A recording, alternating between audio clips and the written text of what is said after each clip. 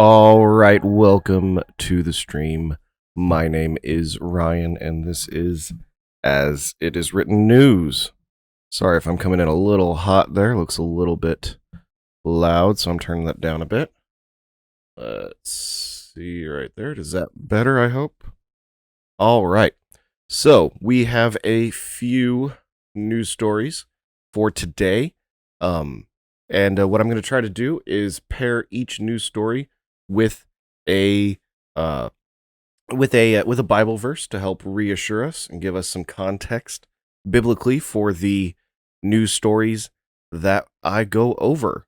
All right, so we're going to start off with some. I'm going to call this good news. I'm going to call this good news, and it is Florida, and they are moving to get rid of a liquor license for a hotel that hosted a drag queen show. I won't even call it a story hour. It was literally just a pornographic show that involved minors. So this ultimately what this should involve is the police arresting every adult involved in bringing minors and taking them to this kind of an event. But let's read a little bit about the story. So Florida moves to revoke hotel's liquor license over Christmas drag show, which just, how much more sick could that possibly be? A Christmas drag show. Ugh. All right. So the state of Florida moved to strip the Hyatt Regency Miami hotel of its liquor license on Tuesday in retaliation for hosting a Christmas-themed drag show, alleging that minors had been in attendance, which is against state law. So I wouldn't say that it's retaliation. Retaliation sounds like it's some kind of a tit for tat kind of a thing, when in reality they broke the law, and what should rightfully and justly happen is that their liquor license should be revoked, and the manager and whoever allowed that event should be arrested and put on a list as a pedophile if they committed these crimes, which they allegedly did. So we really need to start actually taking these things very seriously. It's absolutely horrible that we are abusing our children like this.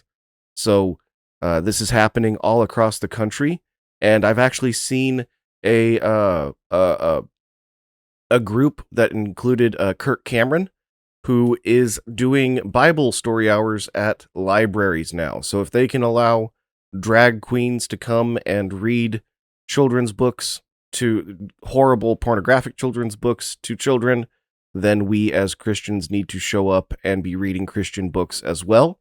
And we also need to be taking every step we can to register these horrible pedophiles as what they are. If you are sexualizing an event with children, then you need to be brought up on charges. I mean, how many thousands of men are there out there who were just peeing on the side of a wall who get wrapped up as sex offenders, but we have actual men who are gyrating on children, and they don't have any ramifications or repercussions to that.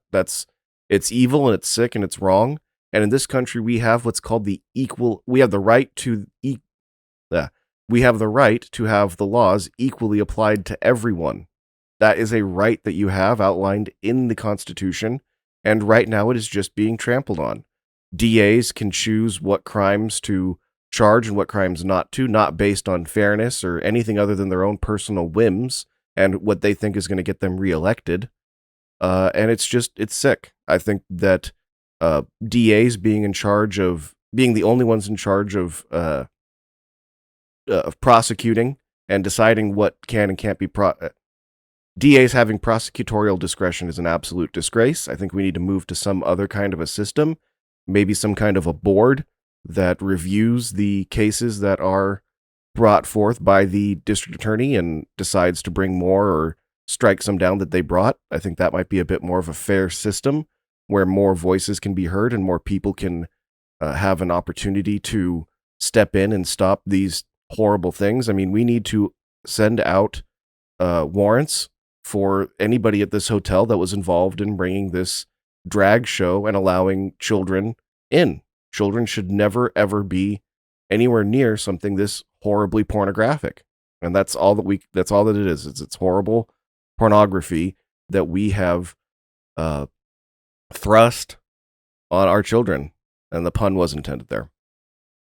All right, so a little bit of good news because at least DeSantis is doing something that's better than what happens in Texas, where the police officers just shrug their shoulders and go, "I don't know, it's my job to enforce the law. I don't know." So at least in Florida, they're doing something. It's a step in the right direction, but we need to arrest anyone who is sexualizing events with minors. Okay, anyone who is involved in that process needs to be put in jail. That's the only right and just outcome. If we want to look at what Jesus said, we can take a look at Mark 9:42. Actually, my shirt comes from just a little bit earlier in that chapter. It says, "Lord, I believe, help my unbelief." And it comes from Mark 9:24. But later on in that same chapter of Mark, it says, "But whoever causes one of these little ones who believe in me to stumble, it would be better for him if a millstone were hung around his neck and he were thrown into the sea." Basically, it's saying that it'd be better for that person to have some concrete slippers in the in the East River than for them to have sexualized and perverted young children. It doesn't say sexualized; it says causes them to stumble, but I'd say that's a pretty big stumble to sexualize a child. So it's just something that we need to be praying about. It's something that we need to be taking the actions that we can. If you hear about these kinds of events in your area, then you need to go out and you need to protest it. And you need to show up and say, this is not acceptable. You need to ask the police officers in the area to arrest people that are involved if there are statutes that are being broken. And if the police officers won't do it, we can, as citizens, we can make citizens arrests. And, we need to start stepping up what we do against these horrible atrocities being committed against children. All right, so that was the best news of the day. Unfortunately, it only gets worse from there. We're going to move on to our second story. So our second story is Moody's, which is a kind of like a banking agency. I don't know if they are a bank themselves, but they take on and they analyze banks and give them a rating. So Moody's cuts outlook on U.S. banking system to negative, citing rapidly deteriorating operating environment. All right, so let's move on down to the story here. In a harsh blow to an already reeling sector, Moody's Investors Service cut its view on the entire banking system to negative from stable. The firm, part of the Big Three rating services, said Monday it was making the move in light of key bank failures that prompted regulators to step in Sunday with a dramatic rescue plan for depositors and other institutions impacted by the crisis. Quote, "We have changed to negative from stable our outlook on the U.S. banking system to reflect the rapid deterioration in the operating environment following deposit runs at Silicon Valley Bank, Silvergate Bank, and Signature Bank, and the failures of SVB and SNY," Moody's said in a report. So if you haven't really understood what's going on, what happened was the first bank to have a problem was called Silvergate Bank, and they had a large amount of crypto assets, so like Bitcoin, Ethereum, those kinds of assets, and then that bank went under. And then last Friday, Silicon Valley Bank had a crisis where they had a ton of unfunded liabilities.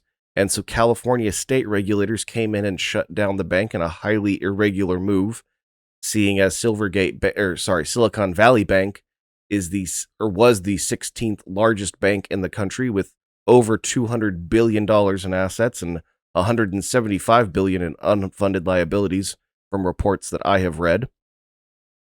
And then what that led to over last weekend was the failure of a bank called Signature Bank out in New York.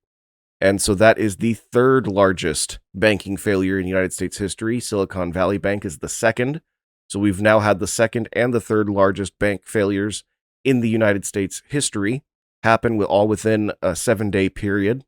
So that is very, very troubling and you should be concerned. I wouldn't say you should worry, but you should be concerned about what is going on and keep your eyes out. And what I would suggest is that if you have money that is not in a bank, that you actually move it into the bank. I know that might sound counterintuitive, but what the safest place for your money at the moment would be in a bank where it's insured up to $250,000. I don't think most of the people that are going to watch this have $250,000 in a single, or more than $250,000 in a single account.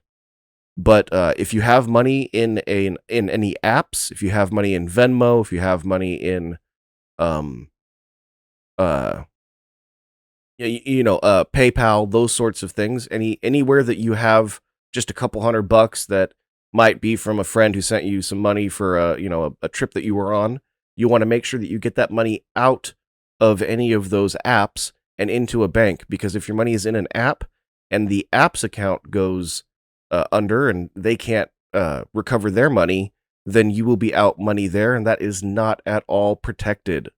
So if you have money in Venmo and Venmo's bank account, the money disappears, then your money disappears. But if you have it within your own bank account, it's insured up to $250,000. So that's just my suggestion. You'll still be able to use Venmo as long as you have a debit card or a bank linked to it. But I would just not keep any money there that there isn't a reason to. So that's my suggestion. If you work for companies like Uber or Lyft, cash out all of your money instantaneously if you can. Those sorts of things make a difference because things can change drastically and without you knowing what's going on. And before you know it, your money gets locked up and you don't see it for 6 months, or it might just completely vanish and disappear. There is no security on any of these apps. So that's my suggestion. If we to take a biblical look at it, we're going to look at Matthew chapter 6, verses 31 to 33, and it says, "Therefore do not worry, saying, what shall we eat, or what shall we drink, or what shall we wear? For after all these things the Gentiles seek. For your heavenly Father knows that you need all these things. But seek first the kingdom of God and his righteousness, and all these things shall be added to you." And what that's saying is that in times like this where we're worried about where we might find our next meal, where what's going to happen to my bank account and all my money and the security that I thought that I had.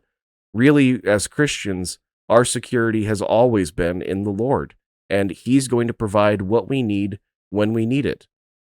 And if you look at, there's other verses that say that, look at the lilies of the field and how beautiful they are and how much God provides for them. We just need to have the proper perspective on these things. We should not be running around like chickens with our head cut off.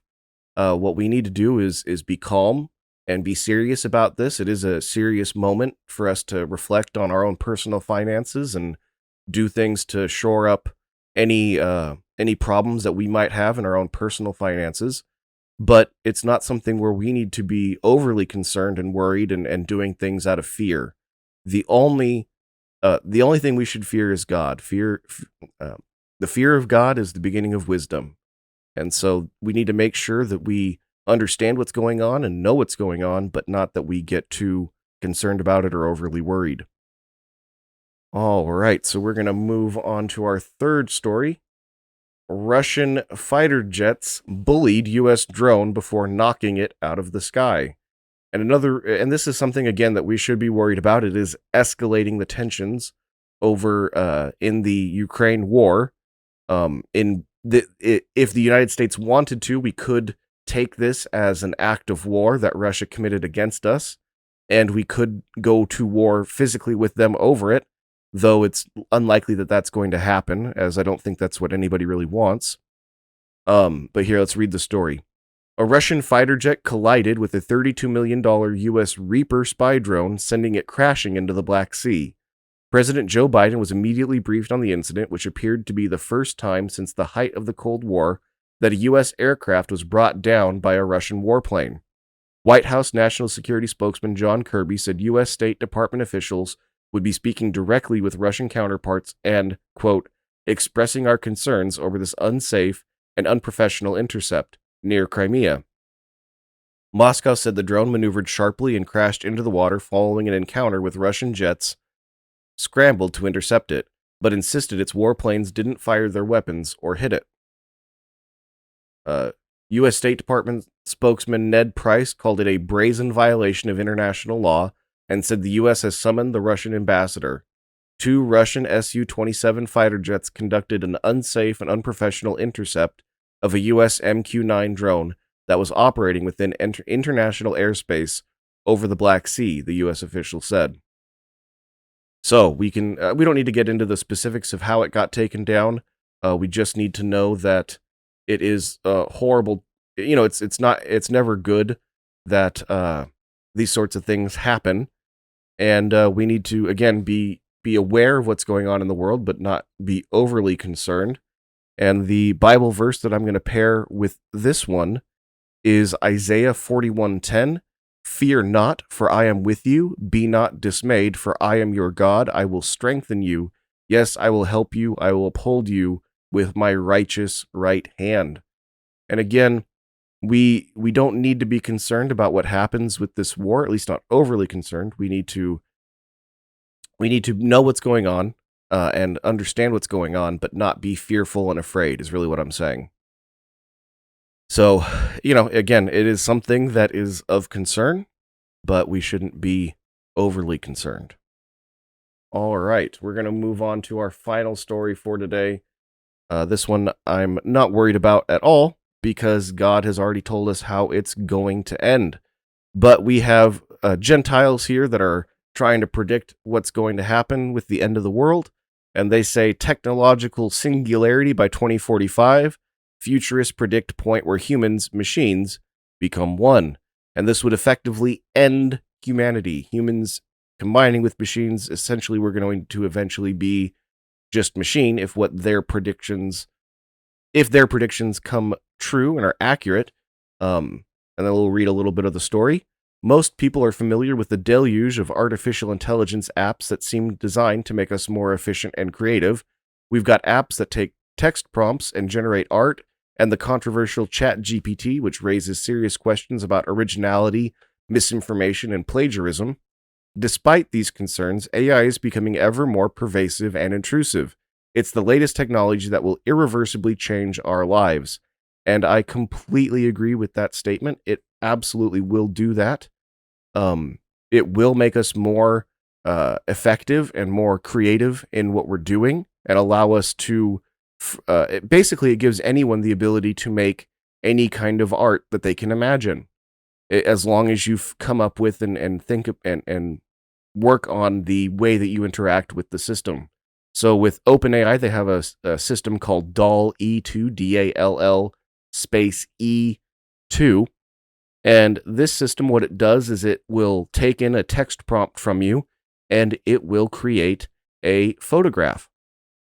And so as part of this, what's going to happen is you can use that to enhance a lot of jobs. So if you're the art director at a company, you can now type in a couple sentences and get the exact picture that you were looking for marketing or whatever it is that you're going to be doing. But the limitations are how well you interact with that machine and with that with DALL-E. Okay, there are people that will be able to work better with them if they know technical terms, like from photography. One thing that they included in the data set was all of the technical photography terms for different photos, so f-stops and those sorts of things. And so a photographer or a painter or anyone that knows the technical terms that are used in these professions are going to have a leg up on somebody like me who's a complete layman when it comes to this. And so it's actually only going to enhance our ability to produce and create new and unique things. I don't think it's actually going to get rid of any jobs. It's going to enhance those jobs and make them better. Okay, so that's my opinions on it. Let's read down a little bit more. The internet and smartphones were other examples, but unlike those technologies, many philosophers and scientists think AI could one day reach or even go beyond human-style thinking. This possibility, coupled with our increasing dependence on AI, is at the root of a concept in futurism called technological singularity. So right now, any AI that anybody is talking about is not capable of creating its own prompts. It will only act if you cause it to act. Okay? So it's not thinking for itself. It's not doing anything except predicting what it thinks you want in response to the prompt that you give it.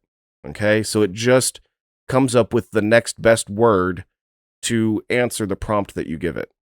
And so we don't really need to worry about these AI taking anything over. They can't. Somebody could use them to take things over, but somebody could always use technology as a weapon.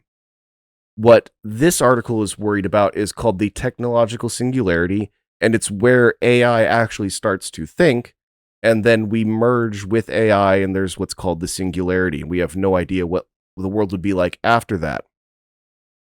So here, we'll read what the article has to say. Today, the singularity refers to a hypothetical point in time at which the development of artificial general intelligence, so the general intelligence part means that it starts thinking for itself, and they explain it as that is AI with human-level abilities, becomes so advanced that it will irreversibly change human civilization. It would mark the dawn of our inseparability from machines. From that moment on, we won't be able to live without them without ceasing to function as human beings. But if the singularity comes, will we even notice it? And that question comes from will we notice it? It's kind of like a frog getting boiled in a pot. Does it notice that it's getting boiled, right? And so what I would like to read is out of Revelation, where the Bible tells us how things are actually going to end. And here it is, Revelation 19:11-16. Now I saw heaven open, and this is John, so this is the revelation of John, or that John saw. It's the revelation of Jesus Christ that John recorded. And it says, Now I saw heaven opened, and behold, a white horse, and he who sat on him was called Faithful and True. And in righteousness he judges and makes war. His eyes were like a flame of fire, and on his head were many crowns. He had a name written that no one knew except himself. He was clothed with a robe dipped in blood, and his name is called the Word of God. And the armies in heaven, clothed in fine linen, white and clean, followed him on white horses. Now out of his mouth goes a sharp sword, that with it he should strike the nations, and he himself will rule them with a rod of iron. He himself treads the winepress of the fierceness and wrath of Almighty God. And he has on his robe and on his thigh a name written, King of Kings and Lord of Lords. That is what's going to happen to us in end times. Okay? We don't need to fear a technological singularity. We don't need to fear any of the ills befalling the world. Again, we should be aware of them, and we should be up to date about what's going on, and we should know and be able to explain to our friends and family what's going on, and to help keep them calm during these troublesome times. So this has been a really stressful week for a lot of people, especially if you're in the banking or financial industry. There's a lot of turmoil going on. If you're in a startup, Silicon Valley Bank, half or more of all startups banked at that bank. And so that's going to be difficult for them to make payroll and all sorts of things over the next weeks. And so we just need to be aware of these things that are going on in our society, and we need to do what we can to help calm those around us, but then we also need to prepare for what may happen, but without worrying and without fretting, and without running around like the world's coming to an end and we don't have the security of Christians and the salvation that Jesus Christ paid for on the cross. We need to remember that should be our number one focus in any kind of a crisis. We need to fear God, because that is the beginning of wisdom. All right. Again, thank you for joining me today. I really appreciate you supporting AiiW News. It's a lot of fun for me to make these. I really enjoy looking into the news and politics, and listen to a lot of podcasts myself. So I'm glad that I can start making one and providing some utility to the internet. So thank you very much, and I hope that you appreciate the Christian perspective on these news stories. Goodbye.